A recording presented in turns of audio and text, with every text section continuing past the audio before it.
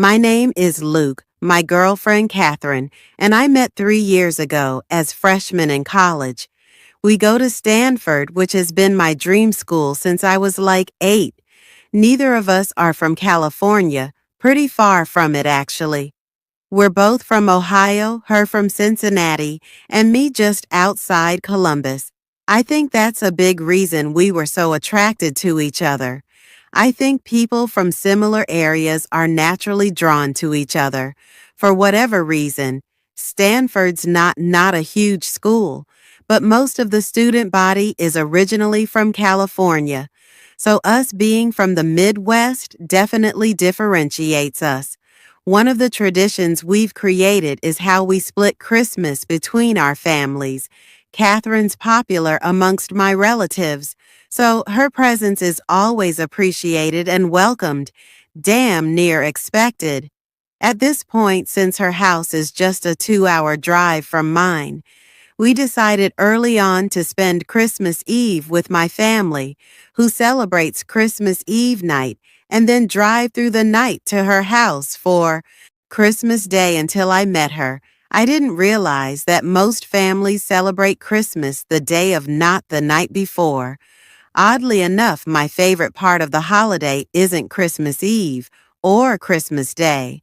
Though it's that late night drive, it's become its own little tradition, something we both look forward to every year. The first time we did it still remains one of my favorite memories with her because of where I live.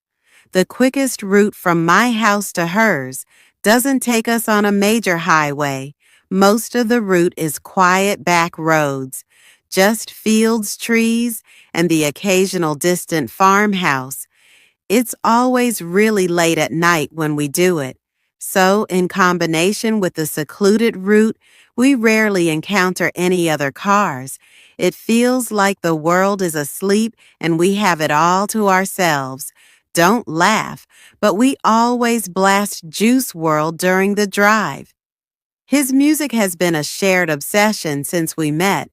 I know his music is a little cringy, but something about singing the lyrics together is really special. It's like we're in sin this past Christmas Eve, started like any other after a wholesome night with my entire extended family. We packed up my car around midnight and hit the road.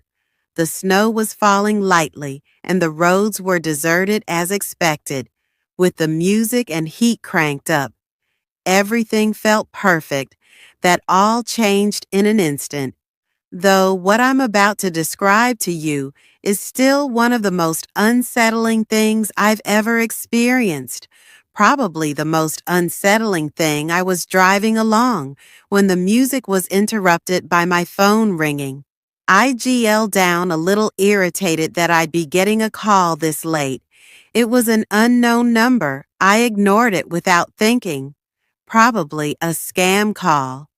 Those things are constant these days. Catherine made a joke about how committed those call center guys must be making calls on Christmas. I laughed in agreement, and that was that. But then a few minutes later, my phone rang a second time.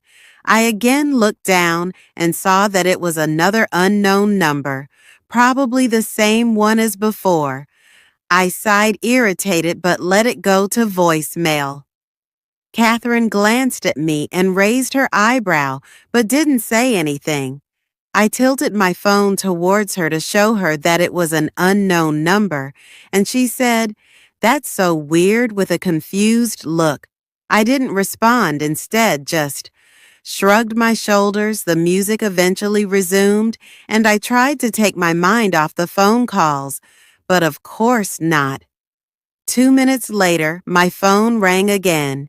I was pissed at that point, cursing under my breath as I fumbled wildly for my phone. I snatched it from the console and swiped aggressively across the screen, ready to tell whoever it was to screw off for spamming my phone. I could tell I startled Catherine as her body tensed up with my sudden movements. In hindsight, I probably overreacted, but I was sick of being harassed. I basically barked hello into the phone with as sharp a tone as I could muster.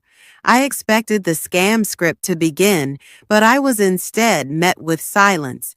I turned up the volume in my car and immediately picked up on a faint static coming from the other side of the line. I was about to hang up when a man's voice spoke. The voice didn't belong to anyone. I knew hello, Luke. I was so caught off guard. I nearly swerved off the road. I couldn't speak. I felt my whole body starting to itch, which always happens to me when I'm nervous, before I could respond. The man continued. He started reciting personal information, my full name, my address details, about my life that no stranger should know details, that no stranger could know. My mind was racing, trying to make sense of it. I wanted to pull over on the side of the road, but I kept driving like I was in some kind of trance. I considered shouting at him, but decided that anger wasn't the best resource in a situation like this. After he paused for a few tense moments, I finally spoke. I asked him what he wanted in a steady voice, trying to hide the fear I was feeling. The voice paused before delivering the words that made my blood run cold. He said that he wasn't here for me, that he was here for Catherine. Hearing my girlfriend's name was about 100 times more terrifying than hearing my own, and the horrified expression on her face told me that she was just as shocked as I was. I blurted out that I didn't know a Catherine, that he must have the wrong number. The man chuckled before saying, "She's sitting right next to you." That was too much for me. I pulled over on the side of the road. I had no choice. My hands were literally shaking.